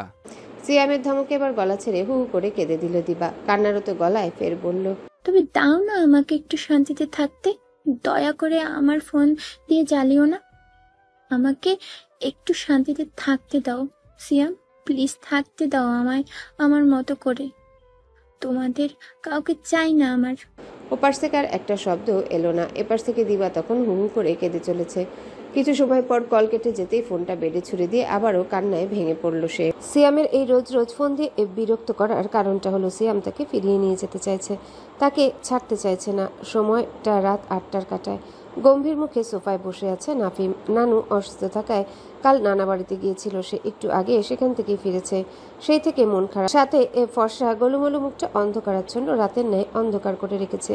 কি হয়েছে কাউকে কিছুই বলছে না, শুধু গুম মেরে বসে আছে। ইভান বাহির থেকে এসে নাফিমকে এমত অবস্থায় দেখে তার পাশে ধপাত করে বসে বলল, কিরে পিচ্চু, ওভাবে মুখ ভার করে বৈজ্ঞানিকদের মতো কি ভেবে চলেছিস? আর চোখে ইভানকে এক পলক দেখে, ফের নিশ্চুপ হয়ে বসে রইল নাফিম, কিছুই বলল না। সেটা কিছু সময় কপাল কুঁচকে দেখে ইভান ফের বলল, কি গার্লফ্রেন্ড ভেগে গেছে নাকি এমন গুম মেরে বসে শোক পালন করছিস? আমার গার্লফ্রেন্ড নেই, আর এই বয়সে গার্লফ্রেন্ড থাকা ভালো কথা নয়। নাফিম গম্ভীর গলায় কথাটা বলতেই ইভান সোজা হয়ে বসলো, ফের মিছে মিছে মুখের ভাবে আশ্চর্যতা দেখিয়ে বলল, এত সুন্দর নীতিবাক্য তোকে কে শেখালো শুনি? ছোট মামা বলেছে। ইভান এবার সত্যি আশ্চর্য হলো, কারণ নাফিমের ছোট মামা কিছুটা ইভানের কোয়ালিটির মানুষ, সেখানে তিনি আর নীতিবাক্য মোটেও যাচ্ছে না। ইভান ফের কিছু বলার আগে নাফিম আবারও গম্ভীর গলায় বলল, ছোট মামা জিজ্ঞেস করেছিল ক্লাসে আমার কয়টা গার্লফ্রেন্ড আছে। আমি বলেছিলাম অনেক, কেননা আমার ক্লাসের মেয়েগুলো তো সবাই আমার গার্লফ্রেন্ড হয়, তাই না? তখন ছোট মামা এগুলো বলেছে। নাফিমকে খেপানোর জন্য কথাগুলো যে বলেছে এবার বেশ বুঝলো ইভান, হেসেও ফেলল। নাফিমের মন খারাপের কারণ যে তার ছোট মামার উল্টাপাল্টা কথা, এটাও বেশ বুঝলো। হাসি ঠোঁটে বজায় রেখে বলল, মামার কি কি নীতিবাক্য শিখিয়েছে বলে ফেলতো পিচ্চু, আমিও একটু জানি, শিখি। এবার নাফিমের মুখ কাদো কাদো হয়ে গেল, আবেগে অবুঝ মন বলে দিল, মামা বলেছে আমি নাকি আমার আম্মু আব্বুর ছেলে নই, আমাকে আম্মু আব্বু হসপিটাল থেকে চেয়ে নিয়ে এসেছিল নাকি। তোর ছোট মামা তো মোটেই সুবিধার মানুষ নন। সত্যি কথাটা আমার এতদিন চেপে রাখলাম, তুই কষ্ট পাবি বলে, সেটা তোকে বলেই দিল, তো এখন ফোন দিয়ে বকতেই হচ্ছে। এবার সত্যি নাফিম কেঁদে দিল। ফর্সা চোয়াল বেয়ে গড়িয়ে পড়ল নোনা জল, ছোট্ট লাল টুকটুকে ঠোঁট দুটো ভেঙে উঠল ফুপিয়ে। সেটা দেখে ইভান মুখটা মিছে মিছে আহত ভঙ্গিমা করে বলল, কাঁদিস কেন পিচ্চু, কাঁদিস না। তুই আমাদের চাচির পেটের ভাই না বলে আমরা কি তোকে কম আদর করি, কম ভালোবাসি বল? তুমিও ছোট মামার মতো মিথ্যে বলছো, তাই না ছোট দাদা ভাই? নাফিম কান্নারত গলায় কথাটা বলতে ফের মিছে মিছে মুখটা করুণ করে ইভান বলল, আমি তোদের একটু খেপালেও কখনো মিথ্যা বলি? তুই বল। আচ্ছা, তুই যদি আমার কথা বিশ্বাস না করিস তবে তুই নিজে ভেবে দেখ, সাধারণত নামের ক্ষেত্রে ভেবে দেখ। আমার নাম ইভান, বড় দাদা ভাইয়ের নাম কি? নিভান। দেখেছিস আমাদের দু ভাইয়ের মধ্যে নামের কতটা মিল, মিল আছে কিনা বল? তারপর তোর বড় আপু ছোট আপুর নামগুলো দেখ, মান্যতা আর মৌনতা, তাদের নামেরও কত মিল। মিল থাকবে না কেন? মিলিয়েই তো রাখা হয়েছে। এখন তুই ভেবে বল আমাদের ভাই বোনদের নামের মিল আছে কিনা। আর সেখানে তোর নাম কি? নাফিম। আমাদের ভাই বোনদের নামের সাথে তোর নামের সেভাবে কোনো মিল আছে? তুই বল আছে কিনা। নেই তো, এই লজিক মানলেও তো। ইভানের কথা শেষ করতে দিল না নাফিম, গলা ছেড়ে হাহা করে কেঁদে দিল। আর নাফিমের কান্না দেখে সিঁড়ির গোড়ায় দাঁড়ানো কৌড়ি খিলখিলিয়ে হেসে দিল। সে এত সময় ধরে দুই ভাইয়ের কথোপকথন শুনছিল, সে দেখতে চাইছিল শেষ পর্যন্ত কি হয়, তবে সেটাই হলো। জুনায়েদ জাহিদ ইভান যার পিছু লাগে ইতরের মতো লাগে, তাকে কাঁদিয়ে ছেড়ে দেয়। নাফিমের কান্না দেখে খুব মন খারাপ করার বা দুঃখ পাওয়ার কথা থাকলেও কেন জানি খিলখিলিয়ে হাসি পেল কৌড়ির। আর জ্বরে মিয়ে যাওয়া সেই শুভ্র মুখের মায়াময় হাসির দিকে মুগ্ধ হয়ে তাকিয়ে থাকলো দোতলায় দাঁড়িয়ে থাকা নিভান। আজ 4 দিন অসম্ভব সর্দি জ্বরের পালা চুকিয়ে মেয়েটা মনে হয় কিছুটা সুস্থ। ওই খিলখিলিয়ে ওঠা হাসিটা তো সেরকমই ইঙ্গিত দিচ্ছে। মনের কোণে স্বস্তি আর শান্তির জায়গাটা যেন একটু বিশ্রাম মিলল তার। সুগভীর সুস্থির নজরে তাকিয়ে দেখতে লাগলো হাসতে হাসতে নাফিমের দিকে এগিয়ে যাওয়া কৌড়িকে। কৌড়ির খিলখিলিয়ে হাসি দেখে নাফিমের কান্নার জোর বাড়ল বই কমল না, কাঁদলো সে। সেই কান্না বসে বসে নিষ্ঠুর মানুষের মতো উপভোগ করছে ইভান। কৌড়ির এগিয়ে আসতে দেখেই ইভান বলল, তুমি বলো ফুলকৌরি, আমার লজিক ঠিক কিনা? ওটাই ঠিক না, পুরোই ইললজিক্যাল কথাবার্তা। নিভান আর ইভানের ভাই নাফিম নাম মিলালো না কি করে? আপনি সেটা বলুন আমায়। কথাটা বলতে বলতে নাফিমের পাশে বসলো কৌড়ি। ইভানের থেকে উত্তরের আশা না করে ফের নাফিমকে উদ্দেশ্য করে বলল, এই সামান্য কথা কাছো নাফিম, তুমি কখনো নিজেকে আয়নায় দেখেছো? তুমি পুরো ছোট মায়ের মতো দেখতে, চোখ কান নাক ঠোঁট তোমার পুরো অবয়ব ছোট মায়ের মতো। কে বলেছে তুমি হসপিটাল থেকে চেয়ে নিয়ে আসা ছেলে? পাগল ছেলে, ছোট দাদাভাই তো এগুলো তোমাকে খ্যাপানোর জন্য বলছে আর তুমি কাঁদছো, বোকা। তোমার কথাগুলো সত্যিই ফুলকৌরি। কান্না থেমে গিয়ে উৎফুল্ল গলায় কথাটা জিজ্ঞাসা করতে কৌরির আগে ইভান উত্তর দিল, 100% মিথ্যা। ফুলকৌরি তোকে সান্ত্বনা দেওয়ার জন্য কথাগুলো বলেছে। এবার কান্না বাদে রেগে গেল নাফিম। গলা চড়িয়ে নিহারিকা বেগমকে উদ্দেশ্য করে বলল, বড় মা, ছোট দাদাভাই কিন্তু আমাকে আবারও। কথা শেষ করতে দিল না, তার আগে নাফিমের মুখ চেপে ধরল ইভান। ফের বলল, হসপিটাল থেকে চুরি করে নিয়ে আসা ছেলে, চুপ কর। কথাটা বলতে বলতে প্যান্টের পকেট থেকে ফোনটা বের করে নাফিমের হাতে দিয়ে বলল, একদম গলা দিয়ে সাউন্ড বের করবি না, বড় মায়ের আদরে বাদর হয়ে মিনি। ফোন পেতেই নাফিম হাত দাঁড়ালো না, কান্নাকাটি সবকিছু ভুলে দৌড়ে চলে গেল। কৌড়ি উঠে দাঁড়াতে ইভান তাকে কথা চলে থামিয়ে দিল। এখন আমার নাম ধরলে ঠিক আছে, দেবরের নাম ধরাই যায়, তাই বলে বরের নাম ধরলে কেন, পাপ হবে না? কপাল কুঁচকে গেল কৌড়ির। সে কখন বরের নাম ধরলো? আরে দেখ, সে বিয়ে করলো কখন যে তার বর হবে? ইভান ভাইয়া নাফিমকে ছেড়ে এবার তার পিছনে লাগার ধান্দা করছে ভেবে বলল, আমার বরের নাম আমি ধরেছি তো বেশ করেছি, তাতে আপনার কি?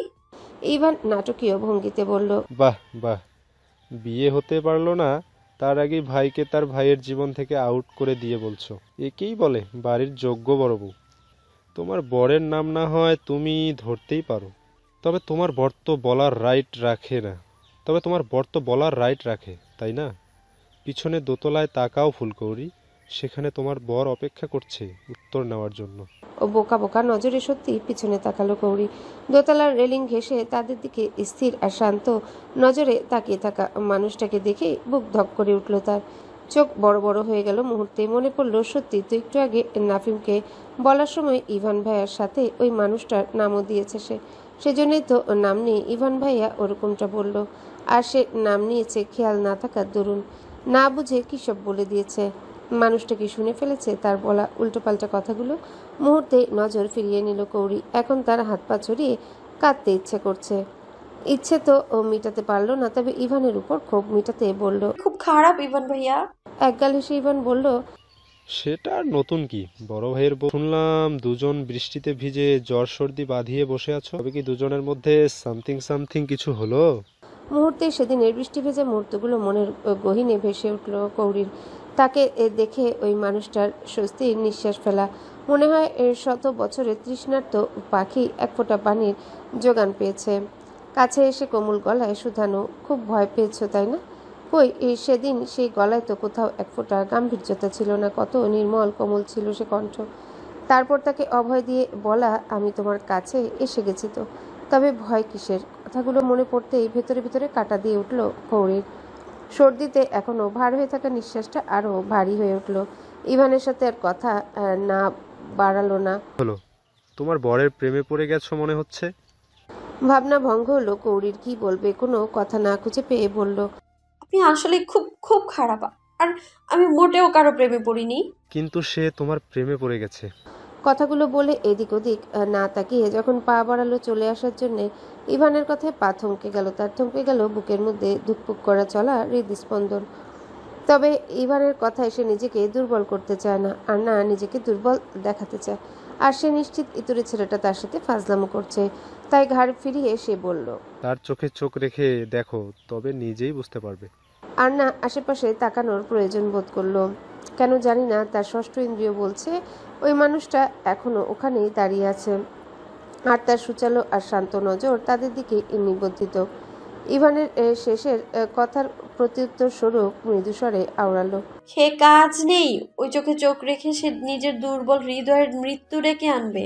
আজ প্রায় 5 দিন পর পুরোপুরি সুস্থ কৌড়ি কলেজে যাওয়ার জন্য বাড়ি থেকে বের হতে মান্যতা তার সঙ্গ নিল। দুজনের এই গেটের বাইরে পা রাখতে মান্যতা বলল, আজ সকাল সকাল কলেজে বের হওয়ার কিছু সময় আগে মান্যতাপু তাকে একটা ফোন ধরিয়ে দিয়েছে। ফোনটা যে নতুন এবং দামি সেটা দেখে বুঝতে পেরেছে কৌড়ি। এত দামি ফোন নেবে না করেও মান্যতার বিভিন্ন যুক্তিতর্কে তাকে বাধ্য হয়ে নিতে হলো। কিন্তু ও ফোনটা কাছে নিতেই একটা ট্রেন পরিচিত সুগন্ধ ভেসে ঠেকলো তার নাকে। অজানা কারণে বিভিন্ন প্রশ্ন মনে এলো মান্যতাকে, তা জিজ্ঞেস করতে পারলো না সে। আপু। দুজনে একটা রিক্সা ডেকে রিক্সা উঠলো। হঠাৎ ফোনের আওয়াজে বিভ্রান্ত হলো কৌড়ি। কার ফোন বাজছে বুঝে উঠতে পারলো না, তবে এটা বুঝলো এই টোন মান্যতাপুর ফোনের নয়, তবে তার ফোনের। নতুন ফোন সকালে হাতে ধরিয়ে দিয়েছে মান্যতাপু, তার মধ্যে কে নাম্বার জানলো আর কেই বা ফোন দিল।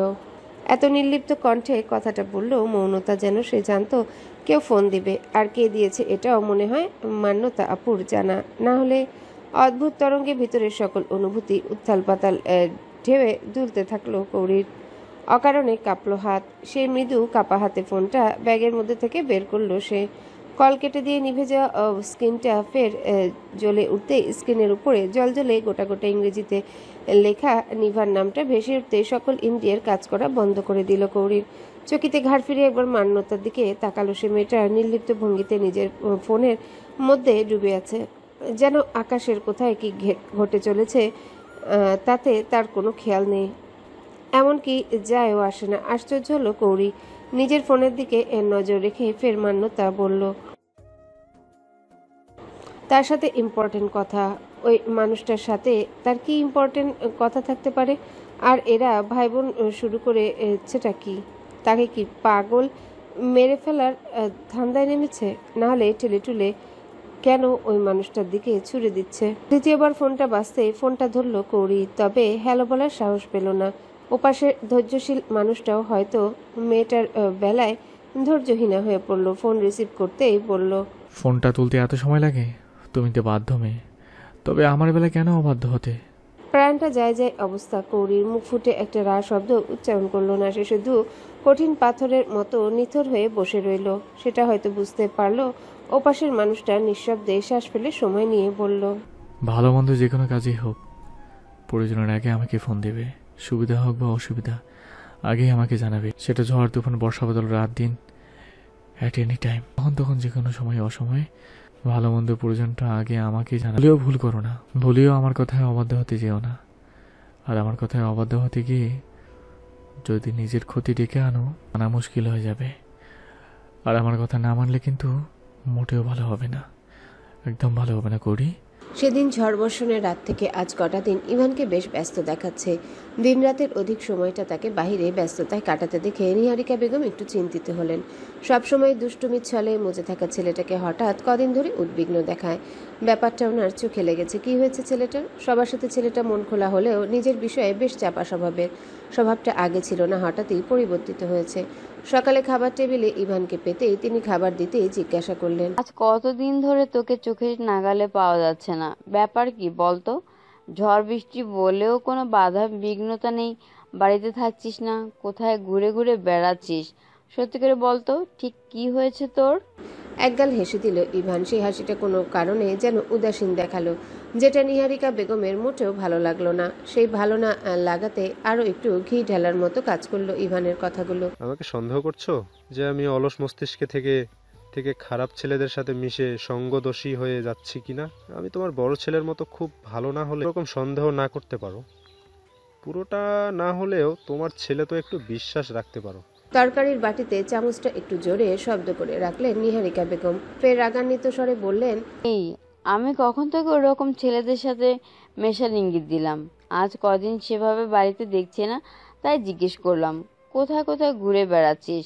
আর তুই কেন ওকে নিয়ে সব সময় সকল কথার মধ্যে ঢুকিয়ে এভাবে খোঁচা দিয়ে কথা বলিস? তোর এটা কেন মনে হয় আমি শুধু নিভানকে বিশ্বাস করি, ভরসা করি, ভালোবাসি, আদর করি, তোকে নয়? কেন মনে হয় বল? এই তোদের মা আমি, একই পেটে লালিত পালিত করে জন্ম দিয়েছি। আমি কি করে তোদেরকে আলাদা আলাদা ভাবতে পারি?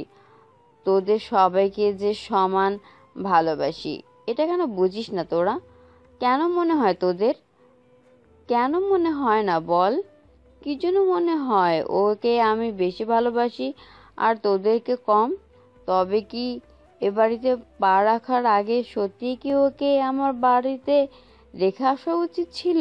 মা, চেয়ে উঠল ইভান। মায়ের মুখোমুখি দাঁড়িয়ে মায়ের মুখের দিকে বিস্ময় নিয়ে চেয়ে রইল কিয়ৎক্ষণ।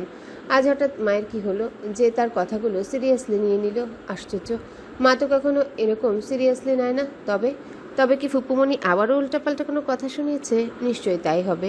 তা না হলে মা এতটা সিরিয়াস হয়ে যাওয়ার কথা নয়, হয়ে যেতও না। মায়ের আরও কাছাকাছি হলো ইভান। মমতা ভরা ছলছল চোখ দুটোর দিকে নজর দিতে বুকের ভিতরটা কেঁপে উঠল ইভানের। মা কষ্ট পেয়েছে, কিন্তু সে তো মাকে কষ্ট দেওয়ার জন্য কথাগুলো বলেনি। দ্বিধাহীন হাত দুটো মায়ের কোমল মুখের দু চোয়ালে রেখে আজলে নিল ইভান। সহসা কেঁপে উঠলেন নিহারিকা বেগম। ইভানের এত কোমল আচরণের সাথে তিনি পরিচিত নন। যদিও ছেলেটা সহসা ওনার সাথে কখনো খারাপ আচরণ করে না, তিনি মনে মনে একটু বিচলিত হলেন, তবে মুখাভাবে প্রকাশ করলেন না। মায়ের রাগান্বিত মুখ মিলিয়ে মায়া মায়া করে চাওয়া নজরের দিকে তাকিয়ে বলল, এতটা রেগে যাচ্ছ কেন মা? আমি তো সিরিয়াসলি কথাগুলো বলিনি। তুমি খুব ভালো করে জানো আমি দাদাভাইকে ঠিক কী পরিমাণ ভালোবাসি। এটা নিশ্চয়ই বলে চোখে আঙ্গুল দিয়ে দেখিয়ে তোমাকে বোঝাতে হবে না। তবে কেন এসব আবল তাবল কথা বলে চলছো মা? তুমি জানো না পৃথিবীর সবাই এসব বিষয়ে উল্টাপাল্টা কথা বললে আমি সহ্য করতে পারলেও তুমি বললে আমি সহ্য করতে পারি না। আমার ভীষণ কষ্ট হয়, খারাপ লাগে মা। যেমন মনে প্রাণে বিশ্বাস করো, ভাবো তোমার পেটে ধরা সব সন্তানেরা তোমার কাছে সমান, কেউ উঁচু নিচু না। তেমন আমিও মনে প্রাণে বিশ্বাস করি, ভাবি আমার মায়ের পেটে লালিত পালিত হয়ে জন্ম নেয়া আমরা ভাই বোনেরা কেউ আলাদা নই।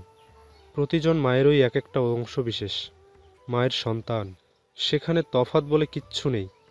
তবে তুমি আমাকে জেনে শুনে কি করে এ কথাগুলো মুখে আনতে পারলে? সত্যি তুমি আমাকে দাদাভাইয়ের মতো ভালোবাসো না, কমই ভালোবাসো। না হলে দাদাভাইয়ের সামনে এই কথাগুলো বলার ক্ষমতা ছিল তোমার? ইভানের অভিমানী কথায় মমতাময়ীর মন আরও গলে পড়ল। রাগান্বিত খোলসটা ছেড়ে এবার তিনি ঠান্ডা গলায় বললেন, তবে কেন উল্টোপাল্টা বলে আমাকে রাগিয়ে দিস? কোথায় যাস, কেন যাস, আমাকে কেন বলে যাস না? আমি মা না তোদের? তবে কেন নিজের ভালো মন্দ তোরা মাকে একটু জানাতে পারিস না? কেন এই বয়সে এসে অন্যের কাছে আমাকে শুনতে হয় আমি আমার নিজের পেটের ছেলে মেয়েদের একই নজরে দেখি না? কে কখন বিপদ আপদ মাথায় নিয়ে কোথায় যাচ্ছে খেয়াল রাখি না? শুধু স্বার্থপরের মতো পরের বাড়ি থেকে নিয়ে আসা ছেলেটার প্রতি ভালো মন্দ নজর দেই, খবর রাখি। এসব কেন শুনতে হয় আমাকে বল? কেউ তোমাকে উল্টাপাল্টা কথা বলে উস্কানোর চেষ্টা করলো, আর তুমিও বাচ্চা মেয়েদের মতো অভিমানী হয়ে আবল তাবল বলতে শুরু করলে। তবে তুমি তো দেখি নাফিমের হচ্ছে বাচ্চা হয়ে গেলে।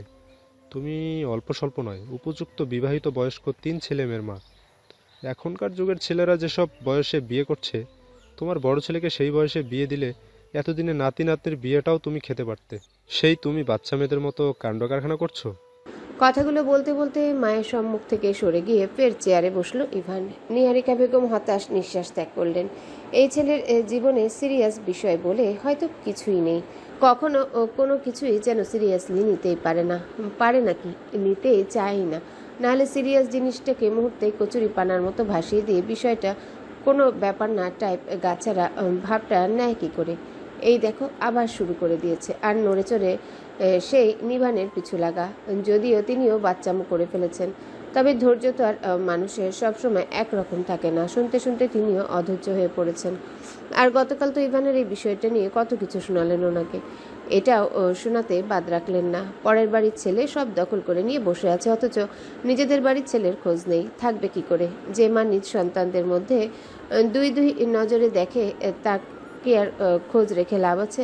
কালো ধৈর্য নিয়ে কথাগুলো শুনেছিলেন, কিছু বলেননি। আজও ইভানকে সব কথাগুলো বলতেন না, তবে কেন জানেন না ধৈর্যচ্যুত হয়ে গেলেন। আর সেই ধৈর্যের বাঁধ ভেঙে জবান থেকে কথাগুলো বের হয়েই গেল। কি হলো, খেতে দেবে না নাকি? আবারও বড় ছেলের ভবিষ্যৎ ছেলেমেয়ে নিয়ে ভাবতে বসলে? ইভানের পিঠে জোরে একখানা চাপড় মারলেন তিনি। ফের মিছিমিছি রাগ দেখিয়ে বললেন, আবারও শুরু করে দিয়েছিস? নড়ে চড়ে তোরও পিছু লাগতে এত ভালো লাগে না কেন? কারণটা হলো তোমার ছেলে প্রচুর ঘাড়তেরা, তাই। আর পিছু লেগেও কি, তাতে তার কোনো হেলদোল আছে? কাজ হয়? আরও কথা যেন তার কানে ঢোকেই না, তাই তাকে তো বলতে পারি না। তোমাকে বলে নিজের স্বাদ পূর্ণ করি, বুঝছো? নিভানের মা, এবার খেতে দাও, কাজ আছে, যেতে হবে। ইভানের বলার ভঙ্গিমা দেখে নিহারিকা বেগম সন্দিহান গলায় শুধালেন, কি কাজ আছে? তোমার বৌমাকে উদ্ধার করা। মানেটা কি বৌমা? খেতে দাও না, প্রচুর খিদা লেগেছে। ওসব মানে টানে পরে উদ্ধার করো, আগে তোমার ক্ষুধার্ত ছেলের পেট উদ্ধার করো। নিহারিকা বেগম আর দাঁড়ালেন না, রান্নাঘরের দিকে এগোলেন ছেলের জন্য খাবার আনতে। টেবিলের খাবার আপাতত শেষ, সবাই খেয়ে দিয়ে বেরিয়ে গেছে। ইভান এসেছে দেরিতে। নিহারিকা বেগম চলে যেতে সেখানে হাজির হলো কৌড়ি। কলেজে যাওয়ার জন্য রেডি হয়ে বেরিয়েছে সে। নিহারিকা বেগমকে বলেই বের হবে বলে ডাইনিংয়ের দিকে আসতেই দেখলো ইভান বসা, কিন্তু চুপচাপ, মনে হয় গভীর কিছু নিয়ে চিন্তিত, ভাবান্বিত। না হলে তাকে দেখে চুপ থাকার বান্দা তো নয় সে, তাই আজ নিজে থেকেই খুঁচিয়ে কথা বলল। কি ব্যাপার বলুন তো? কার বউ ভাগিয়ে নিয়ে যাওয়ার চিন্তা ভাবনা করছেন বসে বসে? মনের কথা যেন পড়ে নিল কৌড়ি। ভেতরে ভেতরে একটু চমকালো ইভান। ফের বলল, নিজের বউকে কি করে অন্যের হাত থেকে ভাগিয়ে নিজের কাছে আনা যায় সেই প্ল্যানিং করছি। আপনার মতো ইতর মানুষেরও গার্লফ্রেন্ড আছে? না তো, তোমার মতো ইতুর মানুষের গার্লফ্রেন্ডটা কে তুমি বলো? তবে তিন কবুল না বলা একটা বউ আছে, সেই না কবুল বলা বউটাকে অন্যের থেকে উদ্ধার করে কি করে কবুল বলিয়ে নিজের করব, সেটাই আপাতত ভাবছি। ইভানের প্যাচ লাগানো কথাগুলো সব কৌড়ির মাথার উপর দিয়ে গেল। কি বলবে কথা পেল না। তবে মনে মনে ভাবলো ইভান মনে হয় ফাজলামো করছে। সেও আর দাঁড়ালো না রান্নাঘরের দিকে যেতে। উদ্যত হতে ইভান দুষ্টু হেসে বলল, আমাদের প্রেম সেম কত দূর এগুলো ফুলকৌরি? যদিও ব্যাপারটা প্রেম টাইপ নয়, তবে তুমি বললেই কবুল। মুহূর্তেই সেদিনের হুমকিমূলক কথাগুলো মনে পড়ে গেল কৌড়ির। হাঁসফাঁস করে উঠল বুকের ভিতরটা। কিছু না বলে ফের চলে যেতে উদ্যত হতেই মজার ছলে ইভান ফের বলল, সামথিং সামথিং মনে হচ্ছে। সহসা উত্তর দিল কৌড়ি। আপনার মতো ইতর মানুষেরও গার্লফ্রেন্ড আছে? সামথিং সামথিং না, কচুর মাথা। আপনি তো দারুণ খারাপ, সাথে আপনার ওই দাদা ভাইটাও সাংঘাতিক খারাপ। কেন, ওর দাদা ভাই তোমাকে কি বলল? গম্ভীর কণ্ঠটা কানে আসতেই বক্ষস্থল ভূমিকম্পের ন্যায় কেঁপে উঠল। কলিজাটা লাফিয়ে বেরিয়ে আসার উপক্রম হলো। ইন্নালিল্লাহ, এই মানুষটা এখনো বাড়িতে। জানলে জীবনেও সেই মানুষটার বিরুদ্ধে একটা শব্দ উচ্চারণ করতো না। এটাই বলে মহা দুর্ভাগ্য। ভাগ্য কখনো তার ভালো কথা কাজে সায় দেয় না কেন? মুহূর্তেই নজর পাংশুটে ধারণ করলো তার। মুখায়ব হলো। সেই নজরে ইভানের দিকে তাকাতেই দেখলো সে মিটিমিটি হাসছে। অসভ্য ছেলেটা সবসময় এভাবেই তাকে ফাঁসানোর ধান্দায় ব্যস্ত থাকে। নিশ্চয়ই জানতো মানুষটা তার পেছনে, জেনে বুঝে তাকে ফাঁসিয়েছে। এখন কি বলবে সে? তুই আমার বাড়িতে কোনো সমস্যা? নিহারিকা বেগমের গলা পেতেই হাঁপ ছেড়ে বাঁচল কৌড়ি। বুকে হাত চেপে ঘন ঘন শ্বাস ফেলল। যাক, তবে তাকে আর উত্তর দিতে হবে না, বাঁচল সে। নিভান উত্তর দিল, প্রয়োজন ছিল একটু, তাই ব্যাক করতে হলো। ও মায়ের ও শব্দটা শুনে নিভান আর দাঁড়ালো না, নিজের রুমে চলে গেল। নিহারিকা বেগমও ইভানকে খাবার দিতে ব্যস্ত হলেন। তার ফাঁকে কৌড়িকে দাঁড়িয়ে থাকতে দেখে বললেন, তুই রেডি হয়ে বেরিয়েছিস? আচ্ছা, একটু দেরি কর, নিভান আসুক। আপাতত আজ ওর সাথে যা, ওই পৌঁছে দেবে তোকে। কৌড়ি তড়িঘড়ি করে বলল, না না বড় মা, ওনাকে আমায় নিয়ে যেতে হবে না। ওনার কত কাজ। ওনাকে আর আমাকে নিয়ে যাওয়ার কথা বলে ফালতু ঝামেলা জড়িও না। আমি একা যাই তো, আজও যেতে পারবো, কোনো সমস্যা হবে না। আমি জানি তুই পারবি, তবু ও যখন এই সময়ে বের হচ্ছে তখন আর অযথা রাস্তাঘাটের ঝামেলা পোহানোর দরকার নেই। ওর সাথে চলে যা, ও পৌঁছে দিয়ে অফিস চলে যাবে। এটাতে ফালতু ঝামেলা কোথায় মনে হলো তোর? ঠিকই তো বলেছে মা, অযথা রিক্সা সিএনজির ঝামেলা না পোহায়ে চলে যাও দাদা ভাইয়ের সাথে। আর তুমি নিজেকে দাদা ভাইয়ের ফালতু ঝামেলা মনে করলেও দাদা ভাই কিন্তু একেবারেই সেটা মনে করে না। বলেই দুষ্টু হাসলো ইভান। সেটা দেখে মনে মনে কৌড়ির ভীষণ রাগ হলো। মনে মনে ইভানকে ইচ্ছে মতো বকলো সে। ওই লোকটা আশেপাশে থাকলে তার এমনিতে অকারণে দম বন্ধ হয়ে যায়। আর সেখানে সে যাবে ওই লোকটার গাড়িতে? কখনো না। যদিও বড় মায়ের মুখের উপর কথা বলা অসভ্যতামি মনে করলো, তবুও নিচু গলায় ওনাকে উদ্দেশ্য করে বলল, বড় মা, আমার দেরি হয়ে যাচ্ছে, আমি যেতে পারবো, আসছি। চলো, আমি গিয়ে দিচ্ছি। পিছে ফিরার আগেই ফের গম্ভীর গলার কথাটা শুনতেই ফের বুকের ভিতর উথাল পাতাল শুরু হলো। নজর ব্যথাতুরের ন্যায় অসহায় হলো মুহূর্তেই। সে অসহায় নজরে ইভানের মুখের দিকে তাকালো। ছেলেটা এমনভাবে খাচ্ছে যেন কত বছরের অভুক্ত সে। আশেপাশে কোথায় কি ভেসে যাচ্ছে, ডুবে যাচ্ছে, কোনো দিকে খেয়াল ধ্যান নেই তার। তুই এসেছিস? আমি আরো তোর সাথে যাওয়ার কথা বলছিলাম। তুইও যখন বলছিস নিয়ে যা তো সাথে করে, ওকে কলেজে পৌঁছে দিয়ে অফিসে যাস। নিভানের উদ্দেশ্যে কথা শেষ করে ফের কৌড়িকে উদ্দেশ্য করে বলল, আরে দাঁড়িয়ে রইলি কেন? ওর সাথে চলে যা। দীর্ঘশ্বাস ফেললো কৌড়ি। উপায় না পেয়ে নিভানের পিছু পিছু এগোতে হলো তাকে। আজ যে কার মুখ দেখে ঘুম থেকে উঠেছিল যে এমন একটা মানুষের সঙ্গ পেতে হলো তাকে, যাকে সর্বক্ষণ সর্ব অবস্থায় এড়িয়ে যায়, আজ তারই সঙ্গ ভেবেই নিঃশ্বাসের চলার গতি ধীরে আসছে তার। ভাবনা সমেত লন এরিয়ায় পা রাখতেই দেখলো কালো রঙের টয়োটা গাড়ির ফ্রন্ট সিটের দরজাটা খোলা। অস্বস্তিতে দম বন্ধ এলেও পা বাড়িয়ে আশেপাশে না তাকিয়ে গাড়িতে গিয়ে বসলো সে। সঙ্গে সঙ্গে পরিচিত সেই মিষ্টি ঘ্রাণটা যেন গাড়ির ভেতরময় সর্বত্র ছড়িয়ে তীক্ষ্ণভাবে নাকে এসে ঠেকলো তার। বেশ কিছুদিন গাড়িতে ওঠা দরুন সিট বেল্ট বাঁধাটা অভ্যস্ত হয়ে গেছে তার। ত্রস্ত হাতে সেটা বেঁধে নিয়ে চুপচাপ বসে রইল সে। বাড়ি ছেড়ে গাড়ি চলল তার নির্দিষ্ট গন্তব্যে। শহুরে রাস্তা ধরতে ভিতরে ভিতরে করা হাঁসফাঁস অবস্থা কিছুটা কম হলো কৌরির। ব্যস্ত রাস্তা, ঘন ঘন চলা বিভিন্ন যানবাহন, বহু মানুষের চলাচল, বিচিত্রময় দোকানপাট, রং বেরঙের বহুতল ভবন, সবকিছুই হাঁসফাঁস করা মনকে কেমন স্বস্তি দিল। সেদিকে তাকিয়ে পাশে কে আছে ভুলে যেতে চাইল কৌরি, কিন্তু পাশের জন্য হয়তো সেই ভুলে যাওয়াটাকে মোটেও মেনে নিতে চাইল না। পাশে বসা রমণীকে একটু খোঁচাতে ইচ্ছে করলো তার। গম্ভীর নয় বরং স্বাভাবিক গলায় জিজ্ঞাসা করলো, বললেন না তো ইবানের দাদাভাই খারাপ কেন? তাও আবার একটু একটু নয়, সাংঘাতিক খারাপ। সে তোমাকে কি করলো যে এত অভিযোগ? বাহিরের পানে চেয়ে থাকা কৌরির কথাগুলো কানে যেতেই চোখ মুখ বন্ধ করে নিল সে। কেন কথা না বললে চলছিল না তার? কথা না বললে ভালো কলেজের সামনে নামিয়ে দিয়ে চলে গেলে তো পারতো, তা না। উফ, কথা বলাটা কি খুব প্রয়োজন ছিল? আর বলল যখন এই কথাটাই জিজ্ঞাসা করতে হলো। তবে পাশে বসা মানুষটার কথার উত্তর না দেওয়াটা বেয়াদবি মনে হলো, তাই তড়িৎ করে উত্তর দিল সে। মৃদু হাসি ফুটল নিভানের ঠোঁটে। শ্যামবর্ণ আদলে চমৎকার দৃশ্যমান হওয়া সে হাসিটা নজরে পড়ল না কৌরির। তবে কৌরিকে ভৎসনা করতে ছাড়ল না। নিভান বলল, তুমি তো সত্যি বলেছ, আমি তো শুনতে ভুল করেছি। ফের হাসপাস করে উঠল কৌরির ভিতরে সর্বত্রটা। নরমচরণ যেন ভুলে গেল সে। কিচে বন্ধ রাখা চোখ জোড়া খুলে দুহাত কসলাতে থাকলো সে। গাড়ি চালানোর ফাঁকেও সেটা লক্ষ্য করলো নিভান। কৌরির অস্বস্তি আরো একটু বাড়িয়ে দিতে বলল, তবে ইবানের দাদাভাইয়ের প্রতি অভিযোগ না আনলে ইবানের দাদাভাই কিন্তু তোমার প্রতি একটুও কোনোরূপ প্রতিক্রিয়া দেখাতো না। বরং সে জানতো নিশ্চয়ই এই অভিযোগী সে। না হলে ইবানের শান্তশিষ্ট বউ। সেদিন ছেলেগুলোকে ওভাবে আপনিই মেরেছিলেন, তাই না? নিভানকে কথা শেষ করতে না দিয়ে হঠাৎ কথাটা বলে প্রসঙ্গ এড়িয়ে দিতে চাইল কৌরি। যদিও কথা বলতে তার কঠিন অস্বস্তি হচ্ছিল, তবুও কথা না এড়ালে নয়। এই মানুষটা যে ওই বেফাস মুখো ইতুরে ইভানের ভাই আর ভাই, এটা ভুলে গেলে তো চলবে না। তাই কখন কি বলে বসে আর তার প্রতিনিয়ত চলা নিঃশ্বাসটা একেবারে বন্ধ করে দেয়। বলার উপায় আছে? মুহূর্তে গম্ভীর হয়ে উঠল নিভানের মুখাবয়ব। তীক্ষ্ণ নজরটা পিচ ঢালা রাস্তায় রেখে দৃঢ় কণ্ঠে বলল, কেন? মারাটা ভুল ছিল নাকি তুমি বলতে চাইছো ওরা যে বেশি আছে এটা ভুল?